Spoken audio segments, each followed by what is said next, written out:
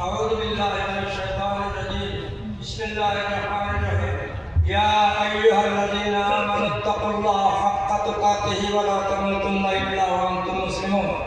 हजरत सदर मोहतरम उलमाए कराम हाजिरिन महफिल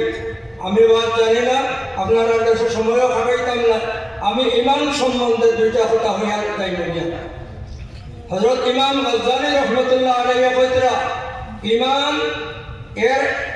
ও মানুষের মধ্যে ইমান আছে যে মানুষের মধ্যে রাইতে দিনে 24 ঘন্টা 7টা জিনিস পাওয়া যাইব তারে বলা যায় কামিল ইমানদার আর তার মধ্যে এই 7টা জিনিস পাওয়া যাইতো না হে কামিল ইমানদার না